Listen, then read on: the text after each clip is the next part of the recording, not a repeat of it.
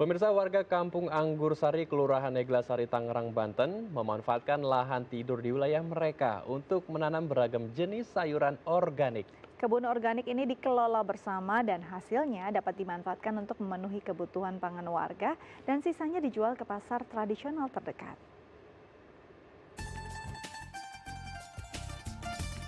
Berkebun di kampung sendiri, inilah yang dilakukan warga di Kampung Anggur Sari, Kelurahan Neglasari, Tangerang, Banten.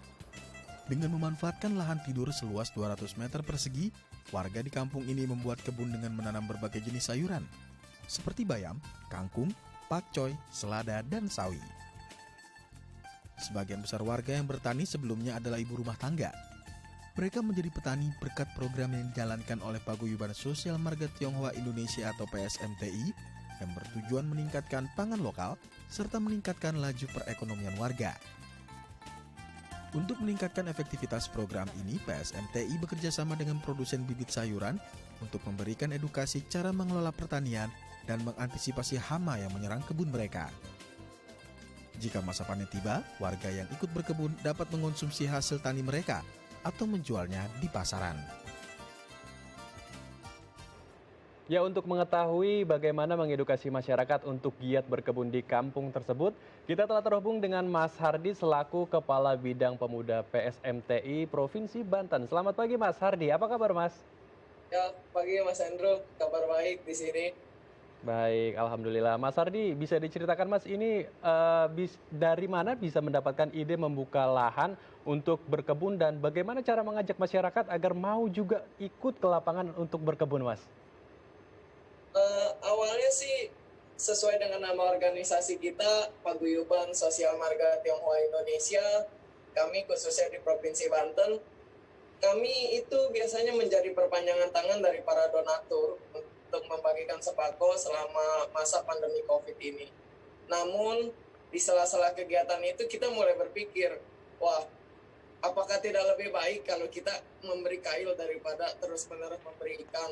Nah, untuk itulah, dengan dibantu oleh perusahaan bibit dari Panah Merah dan GPS Gerakan Peduli Sesama, kami PSMTI Provinsi Banten bergerak ke arah urban farming tadi.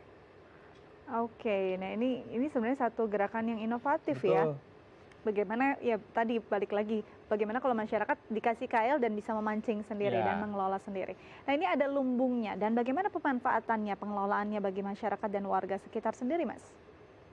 Kalau untuk lumbung, kami mulai memanfaatkan dengan memberi pelatihan bercocok tanam, kemudian kita praktek langsung bersama, kita ajak warga semua, dan kemudian pendampingan mulai dari masa pembibitan hingga masa panen. Gunanya apa? Untuk memperbesar ketahanan pangan masyarakat sekitar dengan memanfaatkan lahan tidur yang ada. Baik, ini dia menjaga ketahanan pangan di tengah pandemi seperti saat ini sangat penting sekali dilakukan oleh Betul. masyarakat ya. Nah, kemudian apakah dari semua hasil panen tersebut dikelola kemudian dikonsumsi sendiri bagi warganya atau ada yang dijual sehingga bisa menambah pemasukan sendiri bagi warga di desa tersebut atau wilayah tersebut, Mas? Kalau untuk itu tujuan akhirnya sih. Ketika kita bisa surplus, maka kita akan jual ke warga sekitar dulu, pasar sekitar. Tapi untuk saat ini dengan lahan 200 meter, rasanya masih cukup untuk warga sekitar dulu, belum bisa untuk dijual keluar. Baik, ada tantangan tersendiri tidak atau kendala yang dihadapi saat harus mungkin mengedukasi masyarakat tentang bagaimana sih urban farming secara mereka mungkin masih awam selama Betul. ini? Kalau untuk kendala mungkin di awal-awal apa sih urban farming itu? Ini ribet loh, pasti susah ini. Pasti kan semua orang berpikir begitu ya Mbak. Soalnya bertani itu kan orang pikir panas, gerah, kotor. Tapi kita mencoba bangkitkan antusiasme warga itu sama seperti dengan kita coba gerak aja dulu dengan 3 orang, 4 orang, kita bergerak dulu. Dan minat warga itu bertumbuh seiring dengan suburnya sayuran yang siap panen. Satu persatu ketika orang lewat, itu apa sih? Apaan sih? Mereka mulai timbul pertanyaan di dalam diri mereka, kemudian ikut akhirnya. Oke, jadi memang Oke, dilihat dari hasil ini menarik betul. minat mereka akhirnya untuk memperkaya diri sendiri dengan pengetahuan yang ada. Baik. Mas Ardi, tadi kita lihat ada masyarakat juga yang ikut banyak menanam di sana. Sebenarnya berapa RT atau RW yang boleh bergabung dan apakah ada syarat khusus atau ini terbuka bagi seluruh masyarakat luas, Mas Ardi? Kalau untuk syarat sih kita nggak ada ya. Tapi kalau dari lurah, karena kita kerjasama dengan Kelurahan Anggusari, dari lurah biasanya yang akan calling RT RW-nya, ayo siapa yang mau ikut bercocok tanam nih, silakan ikut. Kemarin sih baru 10 ya, baru 10 orang yang ikut. Setiap Itu hari yang Oke. aktif, yang di luar aktif nanti ada lagi lebih banyak, karena kan harus di rolling, jaga protokol kesehatan. Itu dia, harus tetap dengan protokol kesehatan Betul. agar tidak malah menyebarkan nanti virus COVID-19 ya Mas ya. Setiap hari apa aja Mas dan berapa jam kelas dari berkebun ini? Pastikan ada sistem ganti-gantinya tuh Mas, seperti yang tadi dibilang ada penggantian atau rolling orang-orangnya. Kalau Berapa jam dan berapa hari biasanya kelas berkebun ini? Kalau itu biasa untuk kelas berkebunnya kita jadwalkan di hari Sabtu dan Minggu. Itu nggak nyampe lama sih, paling 1 jam.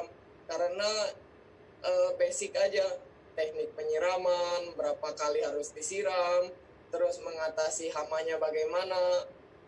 Biasanya di situ sih. Tapi kalau untuk dari Senin sampai Jumatnya, itu hak warga yang kelola nanti. Mereka yang bikin jadwal piket.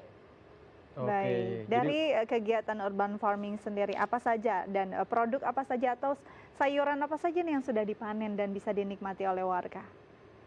Biasanya kita mau sayuran yang dalam hitungan minggu panennya. Biasanya itu ada pakcoy, kacang panjang, caisim, kol, kangkung, bayam, selada. Ya itu sih biasanya. Oke, jadi Oke. memang banyak sekali yang bisa dilakukan selama Betul, pandemi dan betul.